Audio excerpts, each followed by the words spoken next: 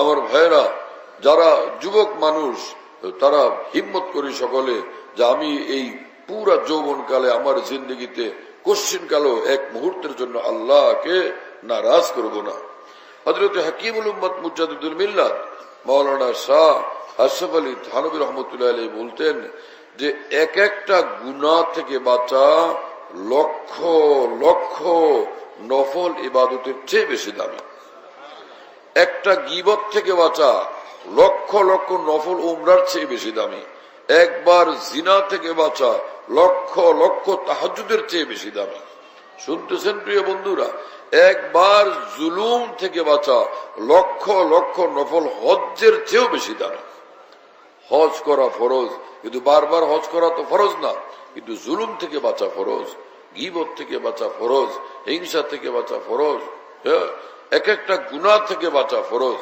এজন্য যে ব্যক্তি গুনাহ থেকে বাঁচে সে সবচেয়ে বড় ইবাদতের মধ্যে আছে, সে সবচেয়ে বড় আমলের মধ্যে আছে। আল্লাহ পাক পবিত্র কোরআনে বলেন, ইন্নাল্লাযীনা আমানু ওয়া আমিলুস সালিহাতি কানাত লাহুম জান্নাতুল ফিরদাউস নুজুলা। যার সিনাতে ঈমান থাকবে আর জিন্দেগিতে যখন যেখানে থাকে আল্লাহকে খুশি করার আমলের মধ্যে মশগুল থাকবে, এক মুহূর্তের জন্য আল্লাহকে নারাজ করবে না, আল্লাহ পাক বলেন সেই বান্দার জন্য আমি জান্নাতুল ফিরদাউসের গ্যারান্টি দান করতেছি। হ্যাঁ, ইন্না লিতাহকিক, ইন্না তো তাকিদের জন্য আসে, তাহকিকের জন্য আসে। কি অর্থ হলো?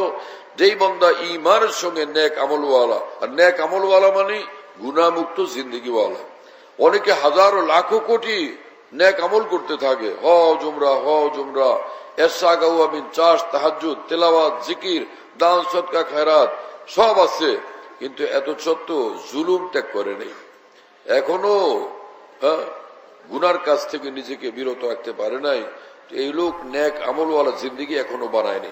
হাজারো নেক আমল আছে, কিন্তু ওই জান্নাতুল ফিরদাউসে যাওয়ার জন্য যে নেক আমলের জিন্দেগি, সেই জিন্দেগি সে এখনো বানাইতে পারে নাই। একটা মাত্র গুনাহের অভ্যাস যার আছে সে আল্লাহ পাকের ওলি হইতে পারে না। আর আল্লাহর ওলি যে হবে না, বিনা হিসাবে জান্নাতে প্রবেশ করতে পারবে না। কি কথা বুঝতেছেন প্রিয় বন্ধুরা? আল্লাহ পাক আমাদেরকে বুঝ দান করেন। অনেকে ভয়ঙ্কর ভুলের মধ্যে আছে যে আমি দাড়িওয়ালা, আমি পাগড়িওয়ালা, হ্যাঁ না, আমি নামাজওয়ালা, জিকিরওয়ালা, আমি হজ উমরাওয়ালা, আমাকে দেখলে মানুষ ফেরেশতা মনে করে। যদিও আমার ঘরে এখন পর্যন্ত পর্দা নাই, এখনো ভাবির সঙ্গে পর্দা নাই, এখনো খালাতো বোন মামাতো বোনের সঙ্গে পর্দা নাই, কিন্তু সে নিজে মনে করে যেহেতু আমি দাড়িওয়ালা পাগড়িওয়ালা, আমি নেক আমলওয়ালা, আমি জান্নাতুল ফিরদাউসওয়ালা।